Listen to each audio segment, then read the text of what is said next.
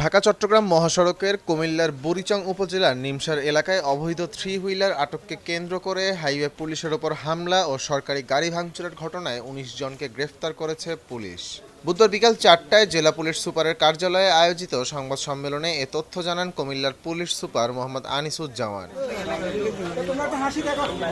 তিনি বলেন, মঙ্গলবার সকাল ১১টার দিকে সংঘটিত এই ঘটনার পর জেলার বিভিন্ন স্থানে অভিযান চালিয়ে বুধবার সকাল পর্যন্ত ১৯ জনকে আটক করা হয়েছে।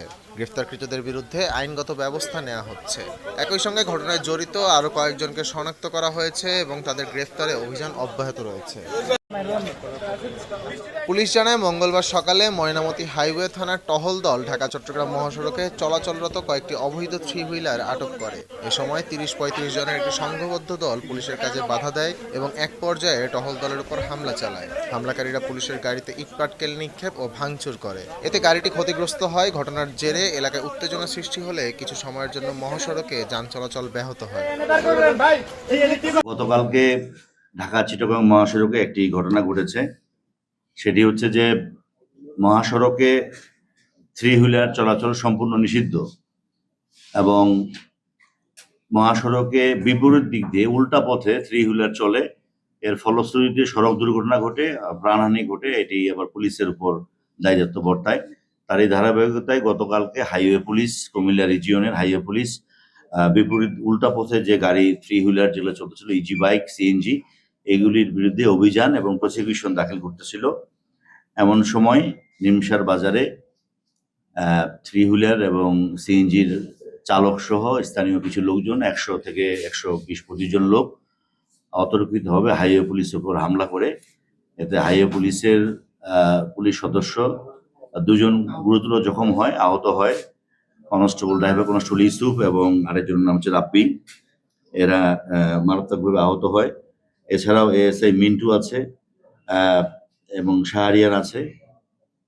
একই সাথে তারা পুলিশের, হাইওয়ে পুলিশের যে ডাবল কেবিন সরকারি যে পিক আপটি ছিল, এটি লাঠি দিয়ে ভাঙচুর করে, ইট দিয়ে ভাঙচুর করে এবং গাড়িটির উপর দাঁড়িয়ে নিত্য যেভাবে মানুষ করে গাড়িটির উপরে উঠে যে বিল্লাল এবং বেলাল হোসেন গাড়ির উপরে দাঁড়িয়ে গাড়িটা লাঠি দিয়ে ভাঙচুর করে এবং সরকারি কাজে বাধা প্রদান করে।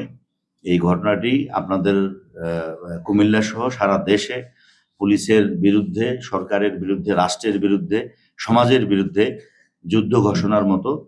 এটি তাৎক্ষণিকভাবে আমাদের জেলা পুলিশের ঊর্ধ্বতন কর্মকর্তাবৃন্দ সহ আমাদের ডিবি পুলিশ এই ঘটনার পর আমরা অভিযান চালাই এবং ঘটনার সাথে প্রত্যক্ষভাবে যারা জড়িত তাদের মধ্য থেকে ১৯ জনকে এখন পর্যন্ত আমরা গ্রেফতার করেছি।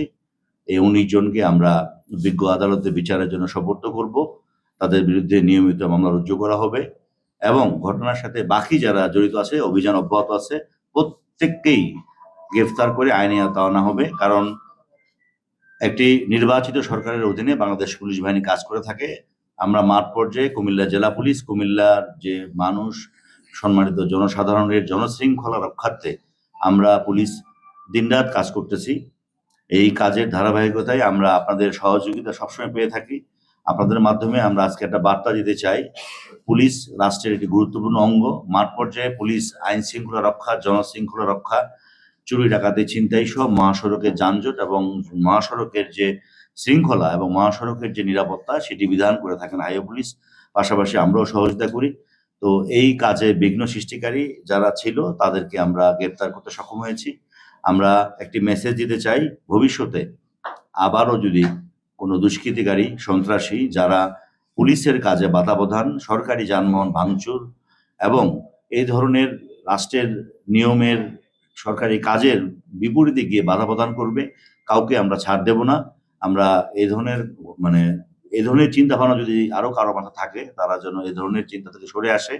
পুলিশকে তার কাজ করতে দিতে হবে, কারণ পুলিশ হচ্ছে সমাজের রক্ষা কবচটা করে। পুলিশের মূল কাম হচ্ছে আইন শৃঙ্খলা সমুন্নত রাখা, জনশৃঙ্খলা সমুন্নত রাখা।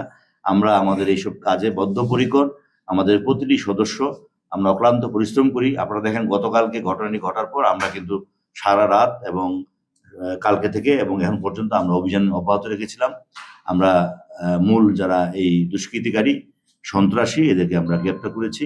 আমরা আপনাদের মাধ্যমে কুমিল্লাবাসী সহ দেশবাসীকে একটি মেসেজ দিতে চাই যে পুলিশের বিরুদ্ধে গিয়ে, মানে সরকারের বিরুদ্ধে গিয়ে অথবা রাষ্ট্রের যে নিয়ম মাফিক আমরা যে কাজগুলো করি, এই কাজের বিরুদ্ধে গিয়ে কেউই আইনের ঊর্ধ্বে গিয়ে থাকতে পারবেন না। তাকে আইনের আওতায় আসতে হবে, বিচারের মুখোমুখি করতে হবে, এবং এদের প্রত্যেককে খুব অতি দ্রুত সময়ে আমরা মামলা চার্জশিট দিব এবং সর্বোচ্চ শাস্তি নিশ্চিত করার জন্য আমরা এই মামলা তদন্ত করবো ইনশাআল্লাহ।